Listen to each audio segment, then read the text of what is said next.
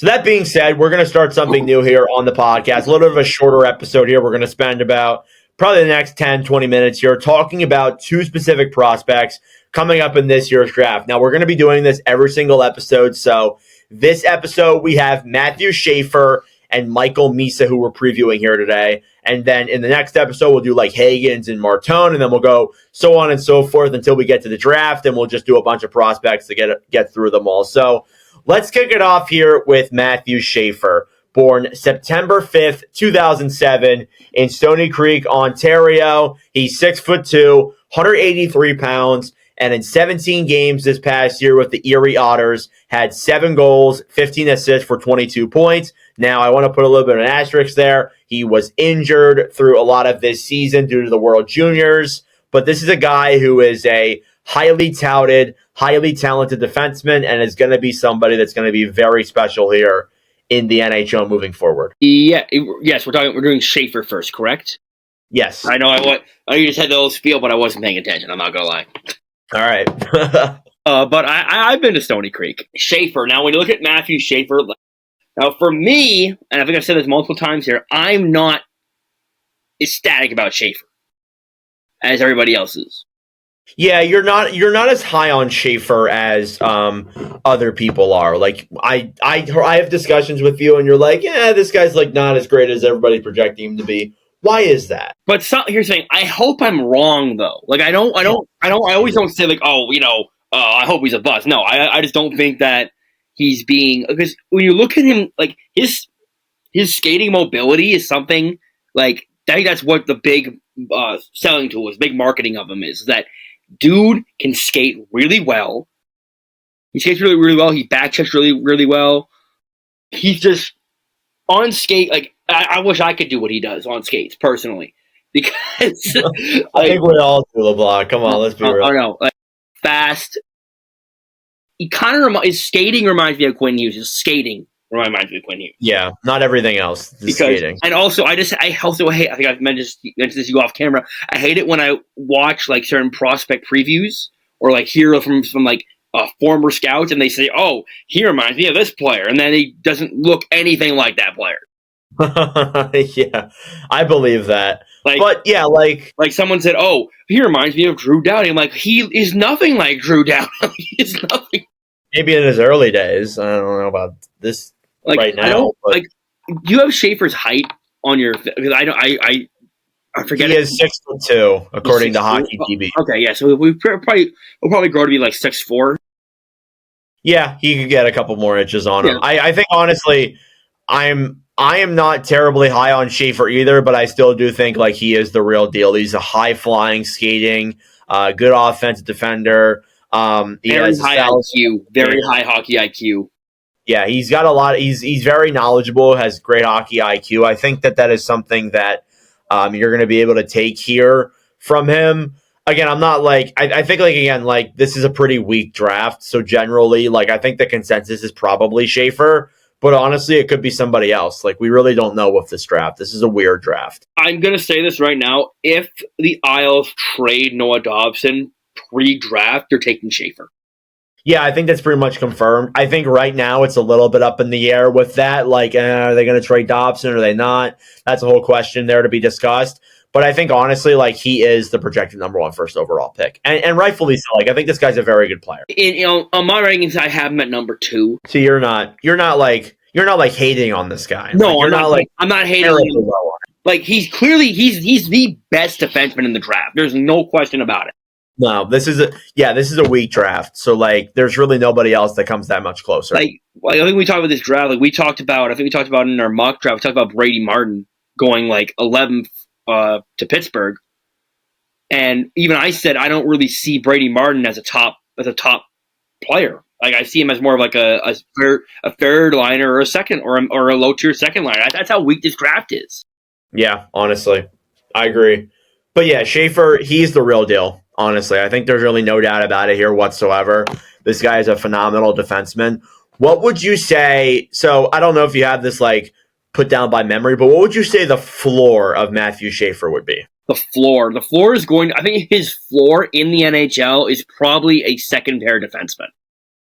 So like a comparable would be Who skates like that and is on the second pair? When you give me, I hate comparing. And I hate doing comparison because sometimes they're not even. I'll do all right, it. that's fine. No. All Here, right. no. I'm gonna think of one. Now that you, What would you say the ceiling of him would be? his ceiling is going to be elite first line, first pair. So you don't think it could be a number one guy? Well, elite first pair. Okay, yeah. So he'd be like a yeah. Okay. Like I could be completely wrong on him. He's going to be, and he's a great two way. That's his big selling point is that he actually plays defense. I agree totally.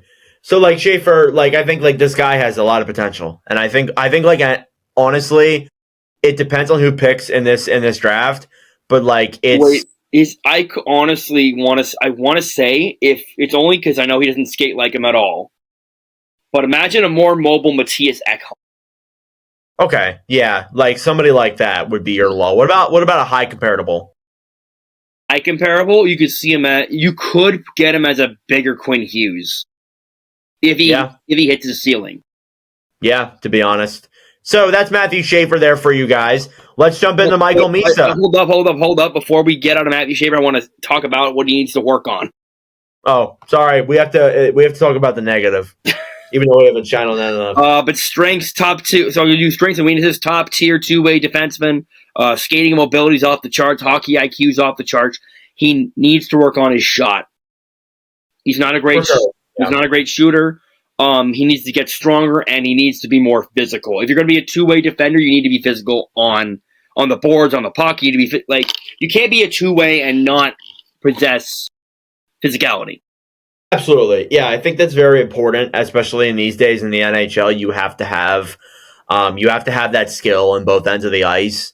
Like you can be a defensive defenseman or just a solely offensive defender, but you have to at least have some IQ in terms of, be able to back check and, making defensive plays. Otherwise, you're a power play quarterback and you're just kind of useless. Or you're just a 0 points defensive, 2 goals a season minded guy. So I think that's important there for Schaefer for sure. So that being said, let's jump out of Schaefer and head over to Michael Misa.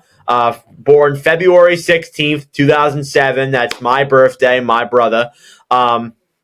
In Oakville, Ontario. He is 6'1", 184 pounds. He's a center. And this past year with Saginaw, had 65 games played, 62 goals, 72 assists, 434 points. LeBlanc, without question, this guy is the best player in this draft. I think he's even better than Schaefer. I'm going to be honest. I think he just has that higher ceiling. I think Misa's on number one on my board. Like it's not Schaefer. Yeah, totally. I mean, like, I agree. Honestly, I'm not disagreeing with you there whatsoever. Okay. He's born on my birthday, so I can evaluate all the players born on my birthday. We can. I lost my train of thought. Yeah, like this guy. We've been talking about Michael Misa for a long time, like for a while. Yeah. And people said like last year that he had like a down year in the OHL. We're like, oh, he had a down season. He had 75 points in 67 games played, but this year took a massive jump. Jump. Like he was exceptional status. If you don't know what that means, it means he got to play in the OHL at a very younger age than everybody else. Yeah, for the most part. So again, like that means something. Like you see, Gavin McKenna got it, Connor Bedard got it, Maddox Schultz got it. McDavid did, like Tavares. A lot of top end players got it, and Misa's on that list. And Sean Day, but we don't need to talk about Sean Day. Sean Day got exceptional status. Yeah, wow. He's the only player in that exceptional status actually that didn't break into the NHL. Damn. Anyways, back to Misa. Misa, what are your biggest strengths for him? You talk about Misa, you talk about offensive upside, like off the charts. Any team that has Michael Misa, now Michael Misa is a center, but I feel like at the NHL level, he's going to be more of a wing. For sure. Yeah, I agree with that. I could see him being a center. We've seen guys who like they'll portray as a winger, and then they're a center their whole career. But yeah, he's a really good skater, like a really good skater. And then you look at his compete level, like guy can compete with the best of them. He's physical. And for a guy who has offensive upside, you don't expect him to be like a physical beast too. And that's what he is, though. Yeah, and he's not that tall either. Like he's like only 6'1", but he can be a little bitch. He can be a little bitch boy. Yeah, no, I mean it's good to have that kind of like rat tendency though. Like I love high compete level players who could score. I think those are some of the biggest fan favorites in the NHL. Yeah, those are like the people that people love a lot, or they hate. Honestly, it depends. But overall, like I think Misa's a very talented player. This guy is the real deal, just like Matthew Schaefer. I think in any other world, like again, I didn't really go into this that good with Schaefer, but like I think it's all solely team preference with this draft. Like I think it's between these two guys. Nobody else really comes close. And overall, like it would depend. Like if Chicago is picking first overall, they probably take Misa. If San Jose or the Islanders or whatever is picking first overall, they take Schaefer. Like it just depends, honestly, with this year's draft. And I think my strategy for drafting. If I was a GM, you take the best player available. Yeah, I agree. So I don't know, like that's a whole thing with preference and stuff like that, but overall, like Misa is going to be a real deal. What would you say? First off, what are his weaknesses? What are things he needs to improve forcing plays? And I've seen this live. I've seen this watch a little bit of film before we got on here. You see him force the play way too much, and that's fixable with coaching. And it's just with coaching, just getting smarter. His hockey IQ isn't it's high, but it's not like as high where it needs to be. Yes, I agree with that, 100%. And then he has defensive lapses in his game. That's another weakness there. But I'll be honest, if he could score like this, like the defensive lapses don't really concern me as much. Right. Yeah, I agree with that. So, like, I think that's one thing that you need to work out there too. You got to, again, like I said, you have to at least have some defensive IQ. Unless if you're like insane offensively, like you have to have some IQ.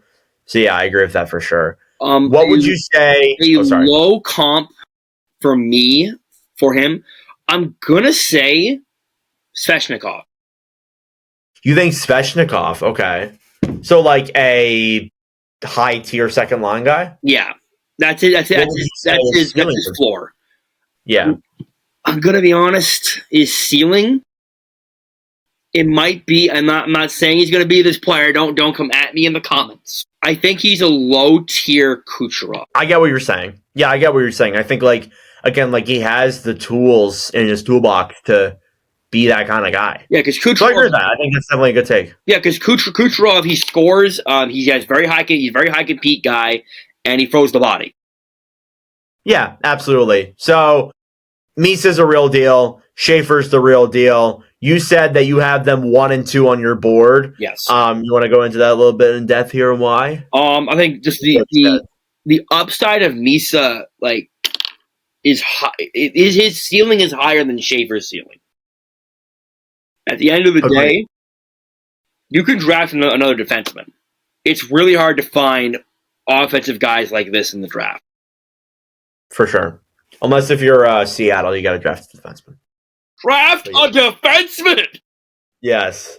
All right. Any more on Schaefer and Misa, Mr. LeBlanc? I have a question for you. Oh, okay.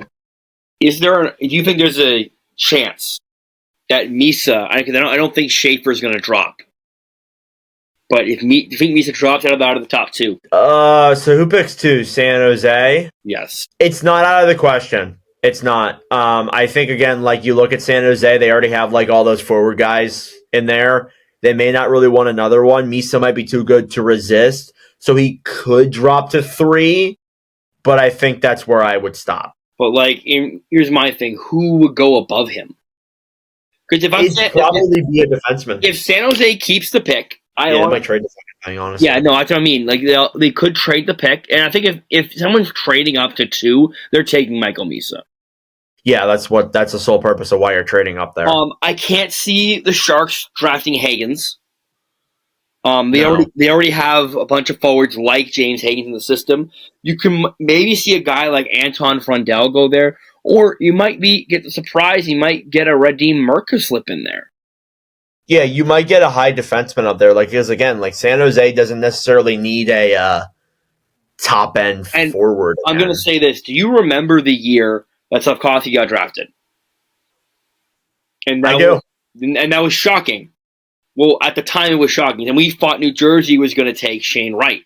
What we didn't assume, though, that New Jersey already had their set down the middle.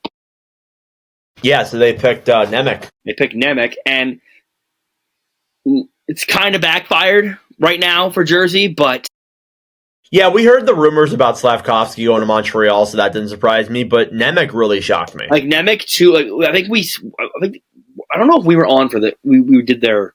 I don't think. No, that was just me. Yeah, so I remember me and my brother watching it then. I remember we said, oh, maybe Jersey takes Nemec because they need defensemen. Right. But lo and behold, it happened. And like I can't see if San Jose takes any of these three here, Urka, Smith, or Aitchison, it's going to look like a huge reach. But it's not. It's just because San Jose has they're just so high in the draft, and those guys are ranked. Yeah, so but low. like here's the thing. Like Merca's projected to go anywhere in the top 10. Smith's projected to go anywhere from top 8 to top 20. Aitchison's rising up the boards. He might go top 10. I'll be shocked. I'm saying this right now. I'll be shocked regardless. You know, like if Misa, like if a team trades up and they don't take Misa, then that's more surprising. I think. I will start a riot if it's my team. I will be so upset. And I think we're going to be on here for the draft again. We will be. So yeah, be sure to tune into that, subscribe to the channel, and all that good stuff.